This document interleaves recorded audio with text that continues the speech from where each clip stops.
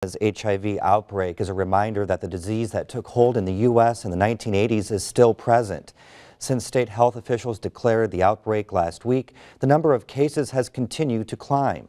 The disease spreads rapidly, and the only way to know if you have it is to get tested. Sarah Whitmire reports on the complicated task health officials face in tracking down those people who might be infected and then containing the unprecedented outbreak. The HIV outbreak is centered here in southeastern Indiana. The counties that are being affected have said to have a good rate of HIV in the first place. And those actually working in the counties every day with HIV patients are like, well, we don't really consider this an outbreak. We're just seeing an increased number of cases. But this region normally sees fewer than 5 new cases of HIV in an entire year. Compare that to the latest numbers from the State Department of Health, which showed 27 confirmed positive HIV cases and 10 more preliminary positive cases since mid-December. The counties that are being affected, they do have a high percentage of those living in poverty, as well as those without health care compared to Indiana state averages and U.S. averages. So they do have a lot of risk factors. There are 5 counties involved, with the small town of Austin hit hardest. The current thought is the outbreak originated here.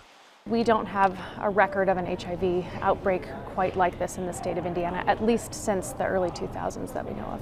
In addition to sheer numbers, this outbreak is different because the virus is being predominantly spread through the use of injectable drugs.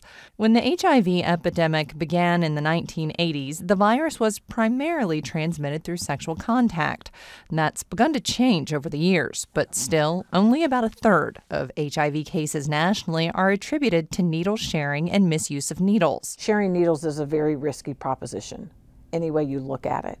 HIV can be spread by sharing the same needle with someone infected with the virus, but a lot of people don't know about the dangers of indirect needle sharing.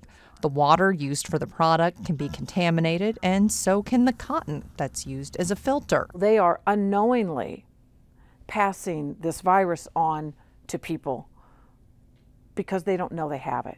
Lisa Nelson is a care coordinator with the AIDS Resource Group in Evansville, which serves several communities in the southern part of the state. She advocates everyone be tested. You would run this around your gums. You put it in a solution. But some counties, including Scott County, the center of the outbreak, don't have the resources to test for HIV. The state is working to equip those counties, and Walthall says the Department of Health has enhanced its own lab services as well. But an outbreak like this is unprecedented in Indiana, and Walthall says the state is still exploring every possible containment option to make sure it's managed as quickly and effectively as possible. We are currently working on identifying all contacts of any HIV positive individuals, and then if you can imagine sort of a spider analysis of what that looks like and how each individual is connected, so that we can identify all of those at risk and get them connected to care coordinator services for their HIV care. And then additionally, the most important part, I think, in addition to that HIV care, is making sure that we provide really aggressive services for substance use and addiction treatment.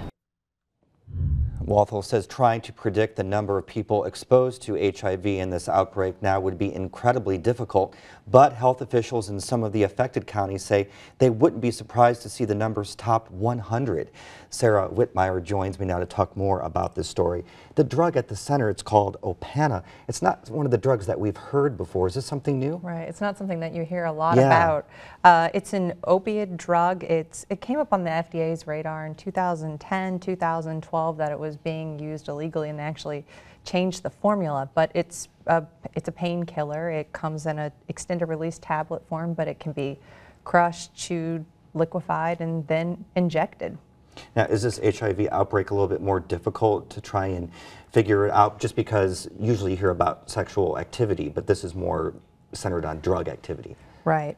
Perhaps. It certainly complicates the matter a bit. Health officials that we've talked to who are in the counties say one of the first things they have to do is really build trust among these drug users, because if you think about it, people who are using illegal drugs are probably naturally more suspicious. They're going to be hesitant to turn over any of their contacts if it's found that they have HIV.